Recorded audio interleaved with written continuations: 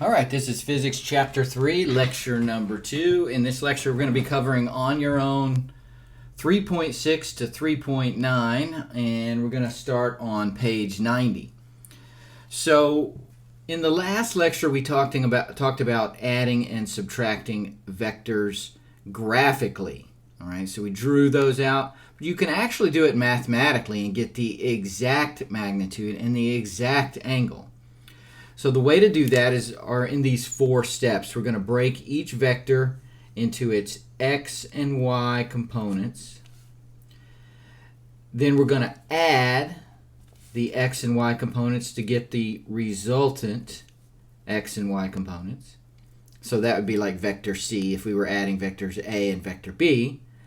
We determine the resultant magnitude using the Pythagorean theorem and determine the angle using inverse tangent. All right, so that's the four steps. Let's go through on your own 3.6 on page 90. Okay, so 3.6 says vector A has a magnitude of 3.1 meters a second at an angle of 60 degrees. Vector B has a magnitude of 1.4 meters per second at an angle of 290 degrees. What's the sum of these two vectors? Now, one way to do this, and I like doing this to be just a little bit safe, is to draw it out. That way, if you make a mathematical mistake, you might be able to catch it. So I'm just going to do that over here to the side. It says our first vector, let's call this vector A, is 3.1, and its angle is 60 degrees.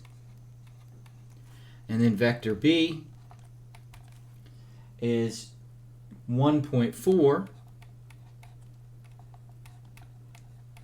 and that's at 290 degrees. So we have 0, 90, 180, 270.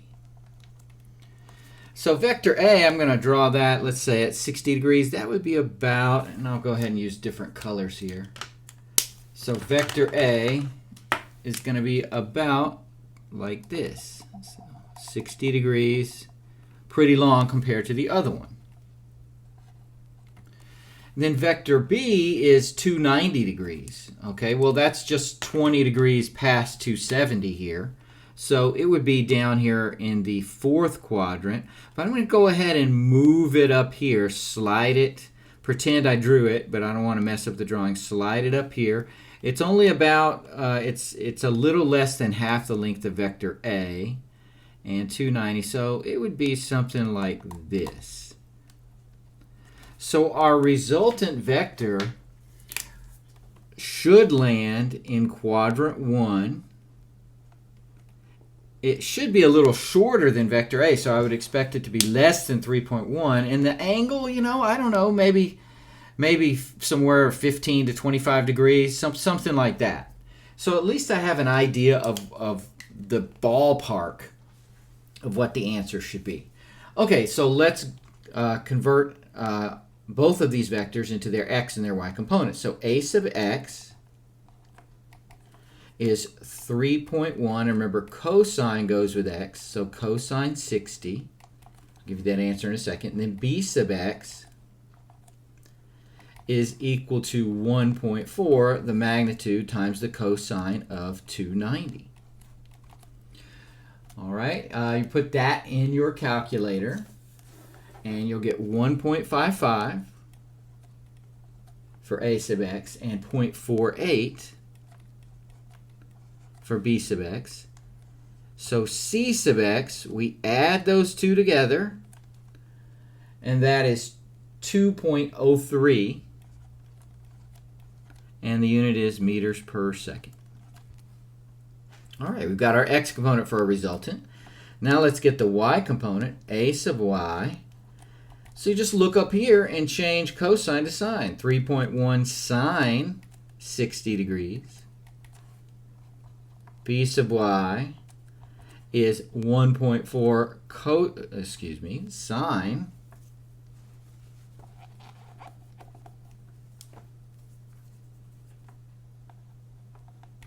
290 degrees.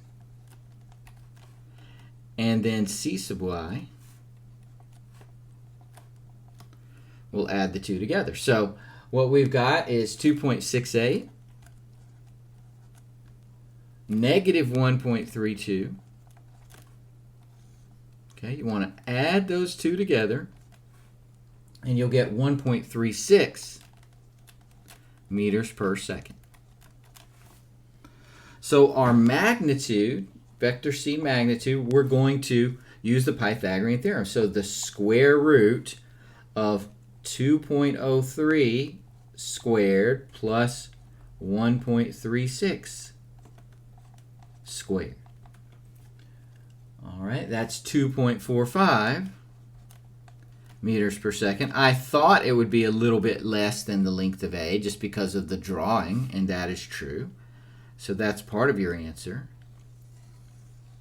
And then both of our components are positive, so it's going to be in quadrant 1. So theta, we don't have to adjust. It's going to be the inverse tangent of y, C sub y, I'll go ahead and write it out this time, over C sub x. So that's inverse tangent of 1.36 over 2.03. All right, when you put that in your calculator, you will get 33.8 degrees. So I was kind of off on my drawing pretty bad, but 33.8, I'll take that.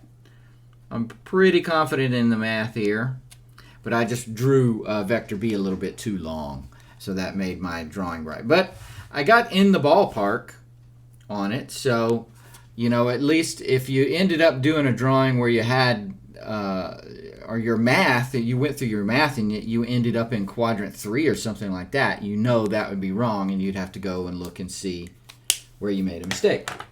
So all of these problems are really the same way. You just kind of put together a grid,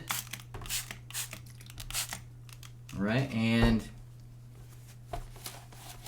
do the calculations. The calculations themselves aren't too bad at all. You know, don't go too fast. It's easy to make a mistake, and then a mistake, if you make a mistake, that could end up being transferred to the whole problem. All right, let's take a look at 3.7. So 3.7 says a Boy Scout travels 8.2 kilometers with a heading of 120 degrees, and then 3.2 kilometers with a heading of 250. What's his final displacement relative to his starting point? All right, I'm going to just do a quick sketch once again of this situation. We'll say that vector A is 8.2 kilometers at 120 degrees, so it's going up into the second quadrant, and vector B is 3.2 kilometers at 250 degrees, so that's in the third quadrant. So 0, 90, 180, 270. Okay, so vector A is more than twice the length of vector B, 120 degrees, 30 degrees past 90, so I'm going to say it's something like that, just to guess. And then less than half the length is vector B. 250 would be, you know, right before you get to the South Pole here. So if we add that to vector B, you know, I would say it's something like that. So we should end up, my best guess is that we're going to end up in quadrant 2. And our magnitude is going to be definitely shorter than 8.2 kilometers. All right, so let's divide these into their x components. So a sub x would be 8.2 cosine 120.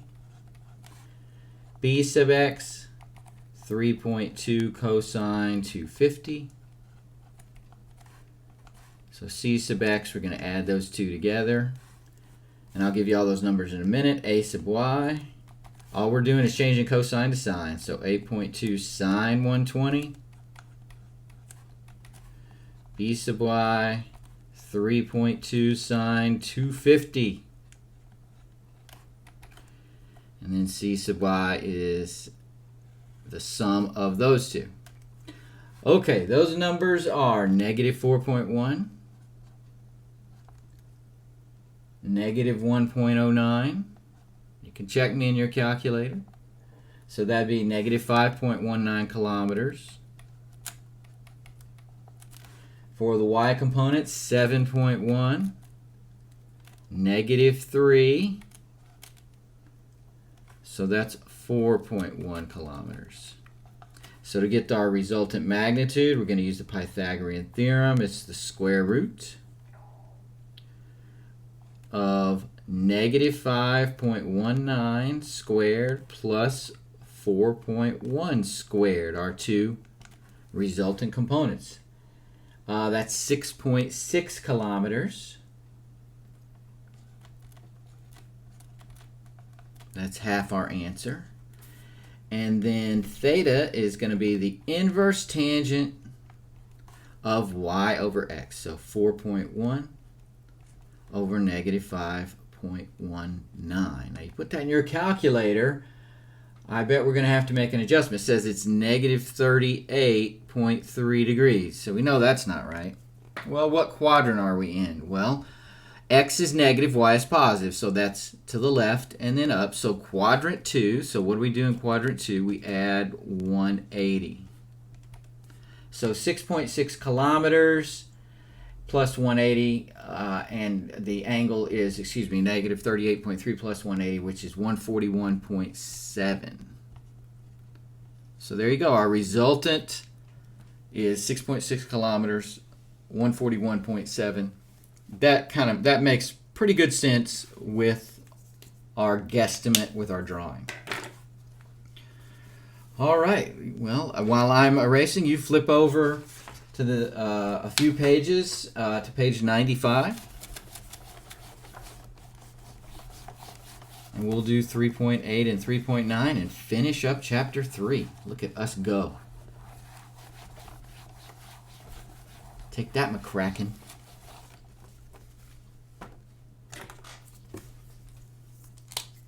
All right, 3.8.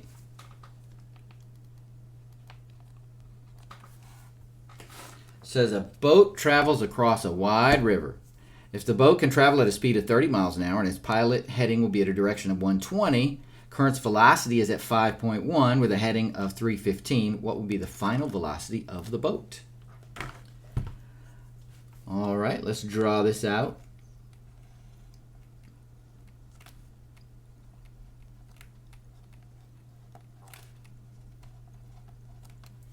Okay, we got the boat.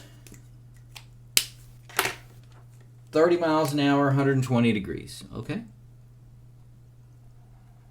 Let's say it's something like that. The current is kind of working against the boat a little bit. 315 bisects this fourth quadrant. So if I were to add that to it, go down that 315 at 5 miles per hour. So 1/6 the length. I think we're going to end up in the second quadrant. It could be the first, but I'm thinking our angle is going to be pretty close to 90 degrees. But it's probably going to end up in the second quadrant a little bit. We'll see. So let's write down what we have. We have the boat. We'll call that vector A. 30 miles per hour at 120 degrees. And then the current, working a little bit against the boat, 5.1 miles an hour at 315 degrees. It's going to slow the boat down a little bit. You see this resultant vector in black is a bit shorter than the red boat vector. All right, let's get A sub x and B sub x. So A sub x is going to be 30 cosine 120. B sub x, 5.1 cosine 120. Then we'll add that to get C sub x. And a sub y is 30. All you got to do is change cosine to sine. 120. By the way, I messed that up. 315, so sorry about that. Get in a hurry, you'll make mistakes. B sub y, 5.1 sine 315. All right, so C sub y is the sum of those two. All right, what numbers do we have here? Well, we got -15, 3.6, so that's a -11.39 puffs. And then we've got 25.98, -3.6, and that's 22.37 puffs, miles per hour. So vector C, we're going to take those x and y components, put it in the Pythagorean theorem. I've got -11.39 squared plus 22.37 squared. Don't forget to take the square roots or you'll have a huge number. And that is going to be 25.1 puffs. And then theta is the inverse tangent of 22.37 over -11.39. And you put that in your calculator, it gives you -63 degrees. What? Well, what quadrant are we in? X is negative, Y is positive. That's quadrant 2. What do we do in quadrant 2? Add 180. So when we do that, we'll have 117 degrees. Well, that matches my, roughly matches my drawing. My drawing wasn't great, but it gave me the right quadrant and roughly the right angle. Okay, so all these problems, all three of them have the same procedure. Let's do one more and we'll finish up chapter 3.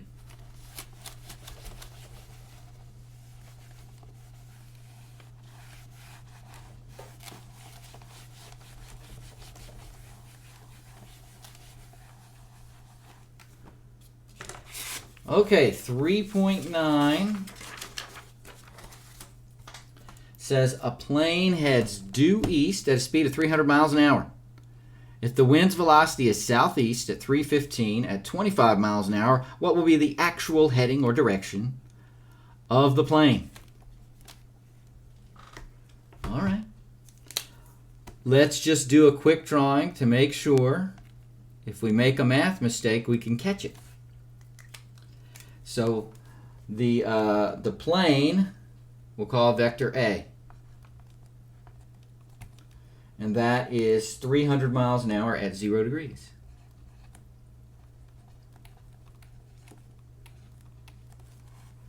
And then the wind, vector B, is 25 miles an hour, kind of windy, at 315 degrees. So it's going to push the plane south, isn't it?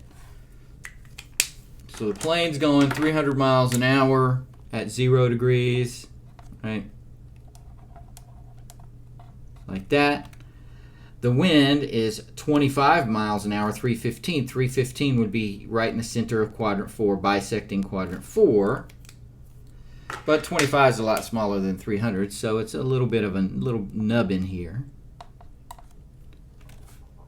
So that would be vector B. So our resultant vector should actually be more than 300 miles an hour. It looks like vector C is longer than vector A. So the wind is actually giving some assistance to the plane, but it is throwing its direction off.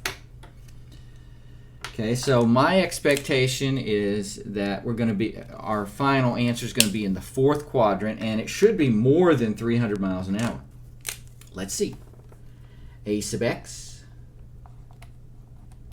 300 cosine bagel.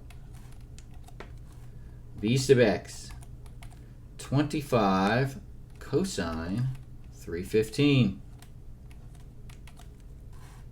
Let's C sub x, get that, a sub y, 300 sine 0. Now I know that's going to be 0 because the sine of 0 is 0. And then b sub y, 25 sine 315. That's going to be the negative of b sub x, actually. All right, and then c sub y is going to be the sum of those two. Okay, so cosine of 0 is 1. You can put it in your calculator and check, but that's going to be 300. And then we would have 17.7. So that's 317.7 mapoofs. Then we got 0, negative 17.7. So that's negative 17.7 mapoofs. So vector C's magnitude, 317.7, don't forget to square it, plus negative 17.7, square that, take the square root, you get 318.2 miles per hour, which is greater than 300. So my guesstimate there was correct. Theta is going to be the inverse tangent of y over x, negative 17.7 over 317.7. Calculator will say negative 3.19, but we don't want to report a negative angle.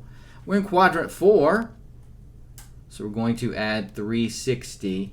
So that'd be 356.8 degrees. All right, so that finishes up chapter 3. So the homework that you can do is finish up the review questions and the practice problems. Let's do review questions, page 103.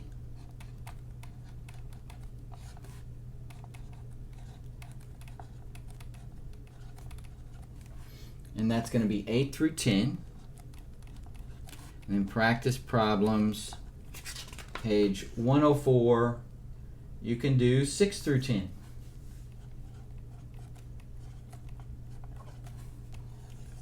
All right, and then on to the lab in chapter 3.